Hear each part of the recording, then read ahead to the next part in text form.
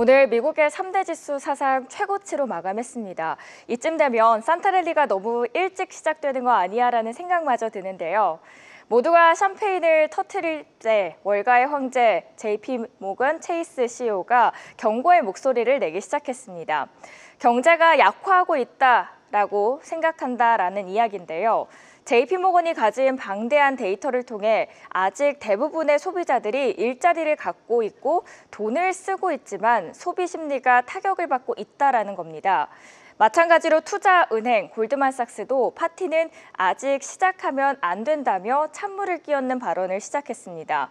지금 시장에 세 마리의 거대한 곰, 즉 세 가지 치명적인 리스크가 숨어 있다라고 경고를 합니다. 첫 번째, 바로 성장 쇼크입니다. 골드만삭스는 이미 곳곳에서 균열이 보이기 시작했다라고 지적합니다. 가장 확실한 증거는 8월 고용 보고서입니다. 시장은 일자리가 7만 5천 개는 늘어날 것으로 기대했는데 뚜껑을 열어보니 고작 2만 2천 개가 증가했다라고 나왔죠. 경제라는 자동차의 엔진이 식어가고 있다는 강력한 경고 등이 켜진 셈이라고 보고 있습니다. 두 번째는 금리 쇼크입니다. 이게 아주 역설적인데요. 시장은 지금 연준이 경기를 살리기 위해 금리를 내릴 거라는 기대감에 환호하고 있습니다. 그런데 바로 그 금리 인하라는 약이 무서운 부작용을 낳을 수 있다라고 보고 있습니다. 실제로 지난주 30년 만기 미국 국채금리는 한때 5%를 넘어서며 시장을 공포에 떨게까지 했습니다. 금리를 내렸는데 정작 시장 금리는 올라버리는 최악의 상황, 즉 금리 쇼크가 올 수 있다라는 겁니다. 마지막 세 번째는 달러 약세 심화입니다. 미국 달러의 가치가 계속해서 떨어지는 상황인데요.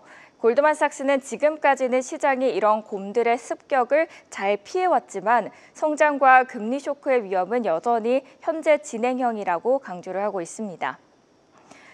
AI 시대의 숨은 강자 오라클이 시장의 예상을 뛰어넘는 호실적을 이 와중에 발표하면서 월가의 뜨거운 환호성을 받고 있습니다.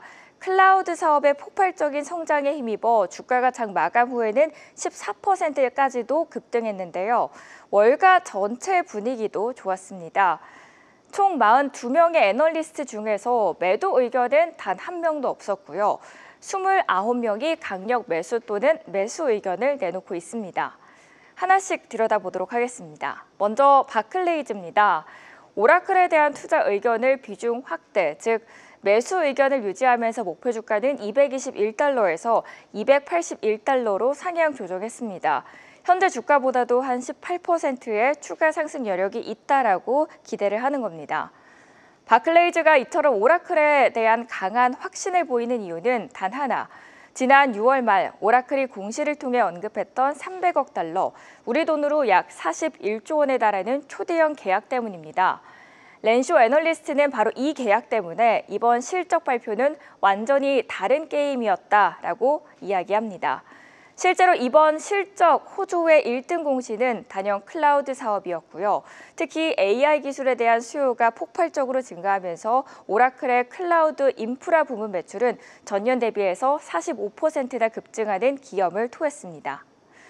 바클레이즈가 이번 실적은 완전히 다르다라고 하면서 목표 주가를 대폭 상향한 데 이어서 BMO 캐피털 마켓까지 오라클을 향한 강력한 러브콜을 보내며 기대감이 불을 지피고 있습니다. 투자 의견을 시장 수익률 상회, 즉 매수 의견을 유지하면서 목표가는 기존 245에서 275까지 올려 잡았습니다. 이번 실적 발표에서 이 초대형 계약의 구체적인 내용, 예를 들어서 계약 상대방이나 기간, 조건 등이 공개될 경우에는 시장의 불확실성이 해소되면서 주가에 강력한 상승 동력으로 작용할 것으로 보고 있었는데요. 실제로 이번 실적이 공개되면서 전체 클라우드 서비스 매출 또한 56억 달러로 21%의 높은 성장률을 보여줬고요. 비유를 하자면 예전에는 오라클이 그냥 데이터 창고를 운영하는 회사였다면 이제는 전 세계 AI 개발자들이 줄을 서서 찾는 AI 맛집, AI 핫플레이스가 되었다라고 보시면 됩니다. 이 뜨거운 기대감 속에서 신중론을 제기한 투자은행도 물론 있었습니다. RBC 캐피탈인데요. 투자 의견을 섹터 평균, 즉 중립 의견을 유지했고요. 목표 주가는 195달러를 제시했습니다. 현재 주가보다 낮은 수준으로 사실상 지켜보겠다라는 유보적인 입장을 생각하시면 됩니다.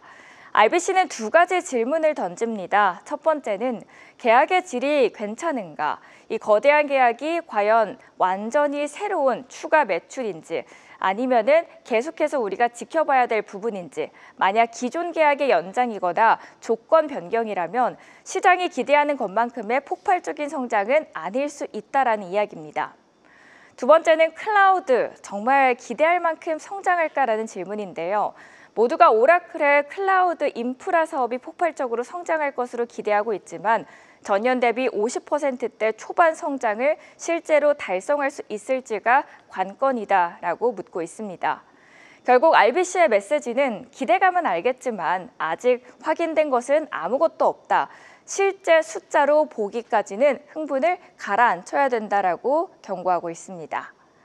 한편 시티그룹도 여기에 참전하면서 논쟁은 더 복잡해집니다. 오라클에 대한 투자 의견을 중립으로 유지했습니다. 재밌는 점은 투자 의견은 중립인데 목표 주가는 기존 196에서 240달러로 대폭 상향했다라는 점이었습니다.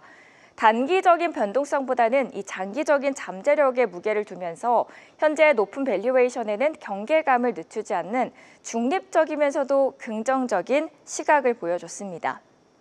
정리를 하자면 강력 매수를 외치는 바클레이즈와 BMO 캐피탈의 낙관론, 일단 지켜보자는 RBC 캐피털의 신중론, 그리고 좋아질 건 알지만 지금 사기에는 부담이라는 시티그룹의 중립적인 낙관론까지.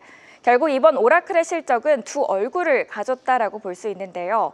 전통적인 소프트웨어 부진으로 전체 매출은 기대에 미치지 못했지만 미래 먹거리인 클라우드 사업은 기대 이상의 성장을 보여줬습니다.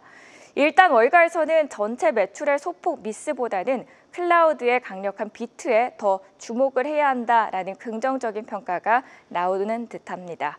지금까지 월가 리포트 전해드렸습니다. 계속해서 다양한 경제 이슈를 알고 싶다면 구독과 좋아요, 알림 설정 부탁드립니다. AI 캐스터 권미정이었습니다.